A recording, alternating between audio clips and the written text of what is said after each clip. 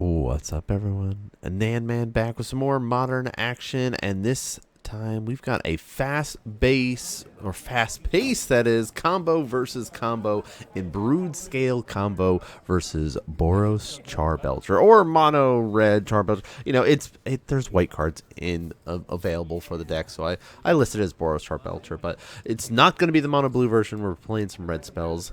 Broodscale, we've seen, you know, rising and falling here and there. So especially with our new ban list, you know, players are testing out different decks.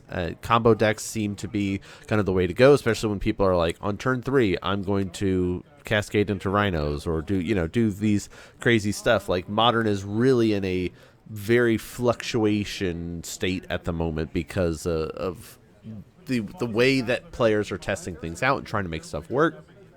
So I like the idea of testing out some combo stuff. Both decks are very fast. Of course, the Broodscale combo does have that ability to make a lot of scions and things like that, or spawns, that is, in this case, where you've got your, you're utilizing the Basking Broodscale, you're utilizing the Glaring Fleshraker, you're utilizing Walking Ballista, Kozilek's Command. The combo itself is Basking Broodscale and Blade of the Blood Chief. If you also have the Glaring Fleshraker, you can win that way. If you, of course, generate a bunch of mana, you can dump it into the Walking Ballista.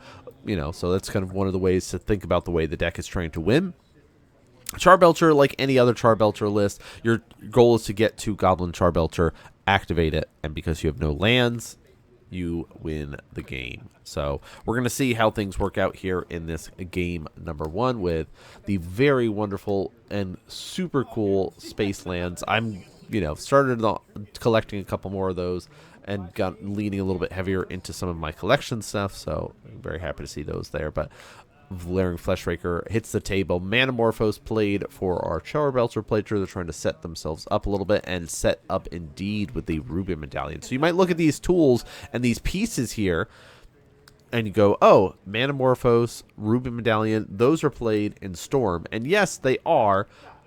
Even the Strike It Rich is played in Storm, but the difference here is the mana base. And that's, if you're a newer player or you're sitting here and trying to go into the RCQs and play in those sort of events, that's a way to sit here and kind of be aware of, okay, how can I quickly identify what deck I'm playing against? And it's moments like that that kind of give you that, oh, okay, yeah, you're going to be playing against a combo deck that is going to be trying to utilize Goblin Charbelcher instead of utilizing cards like, the Storm payouts there. But there is a little Storm payout in this Charbelcher list. But we see March of Reckless Joy. We're going to try to get some cards off the top here, and that's a pretty good set to be able to see off the top. Specifically, ways to generate mana. But bring some beats here. Do we have, you see the Urza Saga, that's basically a way to find the Blade of the Blood Chief. But Manamorphose, let's generate double red. Let's draw a card here. And you can hear a little bit more of the background of the players because there is a little bit more discussion from the players in this video for you to be able to enjoy. Sometimes we will include it in there. We've been doing a little bit more here and there, especially if the commentary and discussions the players have during the match or after the match are really insightful or useful. I feel like it. I like to. We're gonna try to see if we can sneak it in a little bit. But there we see our generation of 7 mana, which means we can instantly cast our Charbelcher and activate it all in one turn. What a way to go! Turn 3 win there, and that's the thing about, like, some of these decks can win on turn 3. Both these decks can. Before you get there, or wait for just the Belcher. Yeah. The problem with the Belcher is you just activate it. I just activate response. Yeah. You have to hope that I play it and then just let it sit there for a turn. Which you won't, but I will. If you can't help it. Exactly. I'm gonna think about sideboarding options. Okay. Take your time. Yeah, so I hope you guys are enjoying the content we do. Of course, we do have all of our content every Monday and Thursday for our paper gameplay content that we record up at our LGS. And then we've also got some of our weekend content for you to enjoy on Saturday. We started to sprinkle in a couple of our short form content as well. Interrupting our gameplay to let you know about our new affiliate with Nerd Gear. Nerdgear.gg/NanMan. will take you directly to the website, and as you can see, they've got a bunch of awesome gaming accessories from playmats, life counters with the life tracks, playmat holders, and more. So make sure you do some browsing on the site, find some goodies, and then use the code NGNanMan for 5% off your entire order. But let's get back to our gameplay. And there's a new deck box actually on the website there. It's the Outpost deck box there, so you can check that out. A couple different ways to design your deck box, which way you want to be able to go for it. But highly recommend you guys check it out because they're taking pre-orders now for it. So if you're a Commander player, Modern player, definitely something to take a look at. Well, let's get into sideboard has taken place. We're going to be jumping right into game 2. Will these players have the tools that they need in this matchup here? So we see another, looks like a little bit of interaction available with the Haywire Might, which is nice, but Charbelcher player will be mulliganing down. Too much uncertainty.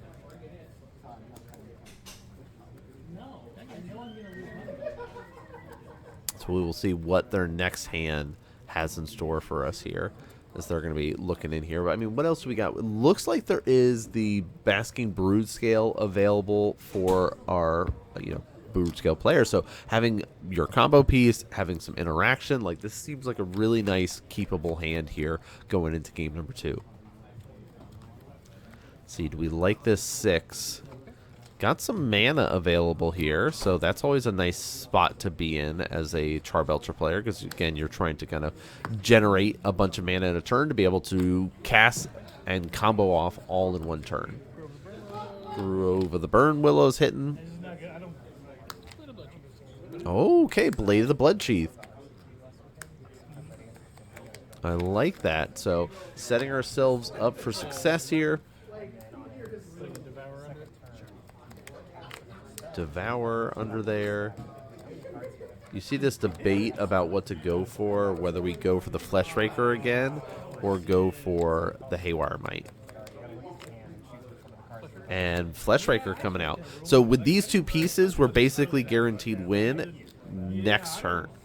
Right? We've set up a turn 3 win. All right, turn 2 for our Charbelcher player. They're going to chunk themselves a bit here. There is a Ritual, 3 mana, 3 more, essentially jumping up to 4. Make that 7. Oh no, do we have it? Oh my gosh, yeah. Okay, turn 2 win. That is an explosive deck to see there, which is that. I mean, it's cool to see in action, like, when it works, right? You got to be careful about some of the combo decks with just the way that they could fizzle or fumble. And our Broodscale player goes, did you have fun? Or somebody else was asking the Broodscale player, did they have fun? And says, no, it's pretty boring. It's the same every time. It's Boros. Don't justify. It does. No, you have to own it. If you're gonna play it, you have to own it. It works, but I doubt it. I will say I love it. There you go. Then you have to own it. Yeah, it's sick. I'm excited for the RCQ this weekend. Yeah, I saw that. Well, looking at the meta right now, this deck is like. Whereas I should have gone turn 1 Pithing Needle, turn 2 Haywire for my hand, which is what I had. But I went, I don't know if he's gonna do it on turn 3, and I'm gonna kill him on turn 3 if he doesn't. If he doesn't get it. Turn 2. Yeah, if he didn't have the turn 2, I was gonna kill you on turn 3. So. Well, that was what Johnny's on matches were. I know what you're playing. We played before. I know what you're doing. Like I was like, Broodscale Combo, you're gonna go crazy. Or it's not gonna do anything. Or it's not going to do anything. In this instance, like the pithing needle there would have hurt really bad. Yeah. The funny thing is even if you had the pithing, because that was if you couldn't kill me on turn 3, this is the secondary. Oh yeah. So That's it the plays on 2 axes. Storm Drake or whatever, the one that makes You all can of plan for the the Belcher. Storm But did Scale you plan Scion for is the what it's called, right? All your dragons get +1/+1. Storm off, make more of them there. So very cool to see a little bit of discussion from the players there at the end. But yeah, definitely, like there was that element you saw the discussion between the players going, oh, I already know what I'm up against, right? And there is that bit of like, known information going into playing consistently every week with the same players that's different than going to a big event. But definitely something where we talk about sideboarding and the way you design your sideboard for where you play. But that's going to do it for this one. Nice, full, fast-paced one for you all to be able to enjoy this week. But that's it for us, so we'll see you all next game.